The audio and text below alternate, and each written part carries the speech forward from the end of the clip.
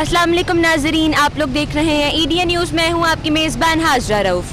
जैसा कि corona virus की लम्हा ब लम्हा रिपोर्टिंग और एहतियाती तदाबीर की सबसे बड़ी कवरेज ईडीएन के चैनल पर, आज हुकूमत वक्त ने लॉकडाउन में नरमी का फैसला कर दिया है, लेकिन इससे लोगों को डबल माइंड कर दिया गया है। यहाँ पे बहुत सारा हम रश देख सकते हैं। अगर आपको हमारा कैमरामैन दिखा सके तो लॉकडाउन लगाने के बावजूद और नरमी करने के बावजूद यहाँ पे ढेर सारा रश है। और यहाँ पे हमारी इंतजामिया क्या कर रही है, आज हम उनसे जानेंगे कि वो कौन सी पॉलिसी पर अमल कर रही है, काम करने की पॉलिसी पर या ना करने की पॉलिसी पर। तो आइए हम अपने पुलिस अफसरान से पूछते हैं कि वो क्या कर रहे हैं। अस्सलाम वालेकुम। अस्सलाम वालेकुम सर, मैं आपसे बात कर रही हूँ। अभी ये यहाँ पे पेशेंट था, उनको आप नहीं जाने दे रहे, ऐसा क्यों है? बाहर को निकल रही है, अंदर को नहीं जाने देना। लेकिन फिर भी लॉकडाउन में नरमी का तो फैसला हो चुका है ना, तो पेशेंट तो इमरजेंसी केस, आप फिर भी उनको नहीं लेके जा रहे। वो है पेशेंट, आप उनको क्यों नहीं जाने दे रहे? क्यों आप पेशेंट को क्यों नहीं? पेशेंट हमने खुद देखा।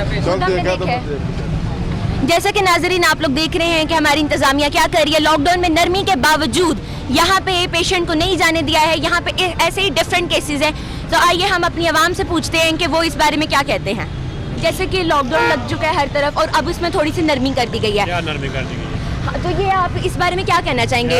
ये देखो आवाम का कहते हैं रश पड़ा हुआ है, क्या करना चाह रहे हैं? लॉकडाउन कुछ भी नहीं, फैक्ट्री भी खुली हुई है, अभी फैक्ट्री में खाना खाना है, यहाँ पर फैक्ट्री भी काम करा रहे हैं। वो कहते हैं काम करोगे सैलरी मिलेगी, नहीं तो नहीं मिलेगी। लॉकडाउन का क्या फायदा? आवाम को देखो। जैसा कि नाजरीन आपने देखा कि ये आवाम की हुकूमत के बारे में राय है। चैम्बर ने बरका दी है, वो 6 लड़के आ सकते हैं काम पे, ये कैसी चैम्बर है?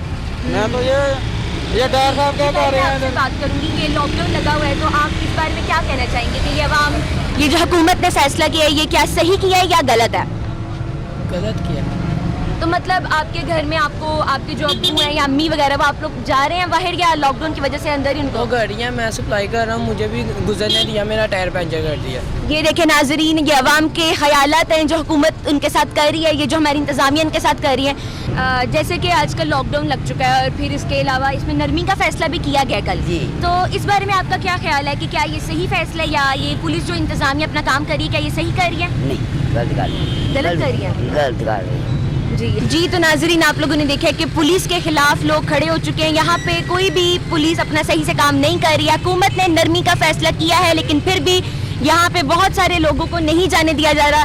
कुछ पेशेंट्स हैं, कुछ इमरजेंसी केसेस है, लेकिन फिर भी वो लोग मजबूर होकर वापस जा रहे हैं। तो ये क्या कर रही है हमारी इंतजामिया से सवाल करें, ये पुलिस से सवाल करें, क्या इनको कोई अच्छे से अहकामात नहीं जारी किए गए?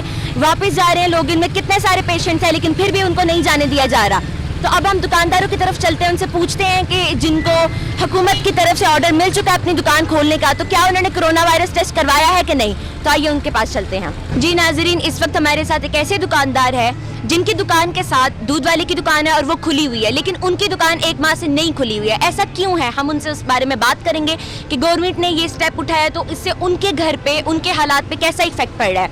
जी अस्सलाम वालेकुम। मेरी दुकान है दिलावर फोटो स्टूडियो, छोटी सी दुकान है, रोज़ाना पे काम करते हैं तो शाम को अपना चूल्हा जलाते हैं। तो ये गवर्नमेंट ने ये जो किया है कि इर्द गिर्द के लोगों को इजाज़त दे दी है और हम लोग ऐसे सुबह आते हैं तो हाथ पे हाथ रख के चले जाते हैं। हमारे मतलब भी सोचा जाए कि ये जो फोटोग्राफर है इनको भी या तो बाकी की टोटल बंद कर दें या फिर इन्हें भी इजाज़त मिलनी चाहिए शॉप खोलने की। यानी आपकी नज़र में ये जो लॉकडाउन में नरमी का फैसला किया गया ये सही नहीं है? सही नहीं है। ये या तो टोटल लॉकडाउन ख़त्म करें या सभी को इजाज़त दें कि बस सभी अपने अपने काम करें और एहतियाती तदाबीर के साथ काम करें। जी ठीक है। जी तो नाजरीन आपने देखा कि हमारे साथ एक ऐसे दुकानदार थे जिनकी दुकान बंद है 1 माह से और इनके घर के हालात, क्या इनके घर में बच्चे नहीं है, क्या इनके घर में इनकी फैमिली नहीं है, इस तरह के लोगों के बारे में गवर्नमेंट क्यों कुछ नहीं कर रही? गवर्नमेंट कहाँ है, अवाम की क्यों नहीं सुन रही?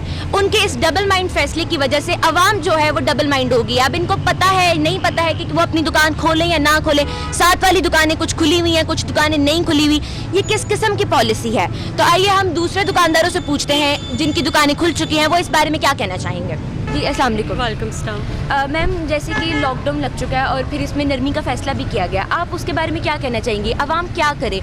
बाहर निकले या ना निकले। शॉप्स को खोलने का हुक्म दे दिया गया है, लेकिन फिर भी लॉकडाउन लगा हुआ है, लोगों को वापस भेजा जा रहा है। तो देखिए, आवाम को सिर्फ इतनी इजाज़त है जिस काम की ज़रूरत है सिर्फ उसके लिए बाहर निकले। तो खास तौर पे मैं फैमिलीज़ को ये रिक्वेस्ट करूँगी कि फॉर इंस्टेंस आपने राशन लेना है, आपने अपनी गाड़ी ठीक करानी है, तो फैमिली को निकलने की इजाज़त नहीं। तो अगर कोई पेशेंट हो तो वो उस पेशेंट को तो बिल्कुल इजाज़त है, लेकिन अगर पुलिस इंतजामिया उनको नहीं जाने दे रही तो पेशेंट के साथ ये हो नहीं सकता कि पुलिस इंतजामिया पेशेंट को रोके। हमारे पास फुटेज है, हम खुद मैं करके उसको आए हैं। दोबारा चेक करती हूँ, मैं दोबारा उसको चेक कर लेती हूँ कि पेशेंट्स को बिल्कुल, या मैं टीवी पे सबके सामने कहना चाह रही हूँ, कोई बीमार है उसको इजाज़त है, लेकिन ये नहीं होना चाहिए कि एक बंदा बीमार है उसके साथ 6 बंदे जा रहे हैं, ये नहीं होना चाहिए। यूटिलिटी स्टोर में आपके सामने मैंने जाके बात की, सोशल डिस्टेंसिंग की मैंने बात की कि लोगों को आप लोग भी ज़रा रिक्वेस्ट करें कि फासले से खड़े, हमने उनको एजुकेट करना है। गवर्नमेंट ने नरमी दी है, जिन दुकानों की इजाज़त है हम सिर्फ उसको खोलने की इजाज़त देंगे, लेकिन ये आवाम को मोटरसाइकिलों पे फिरने की इजाज़त नहीं है।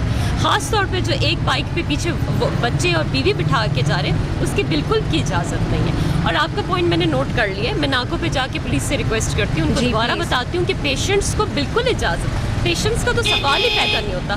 सारी रात सारा दिन फार्मेसीज खुली हुई हैं इसी वजह से कि मरीजों को कोई तकलीफ ना। Thank you so much ma'am, thank you so much.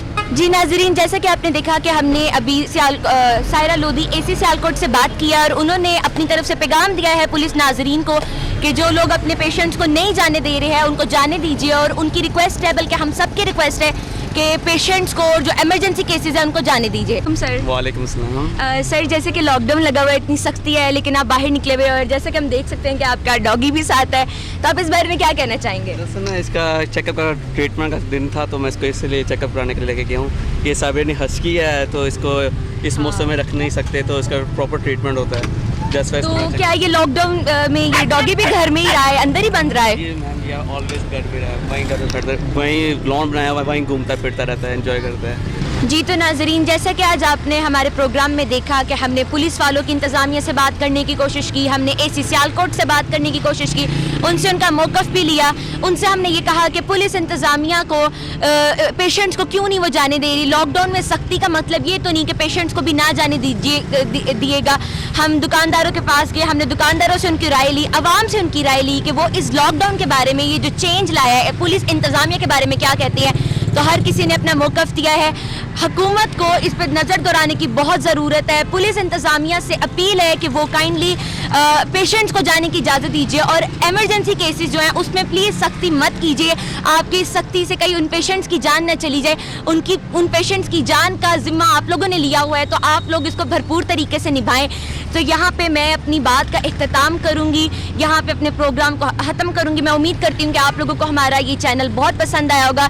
Usman Ali के साथ हाज़ारोफ को इजाज़त दीजिए। EDN न्यूज़ सियालकोट को ज़्यादा से ज़्यादा सब्सक्राइब कीजिए, www.ednpk.tv को सब्सक्राइब कीजिए, इस वेबसाइट को विज़िट कीजिए। यहाँ पे मैं इजाज़त देती हूँ। अल्लाह हाफ़िज़।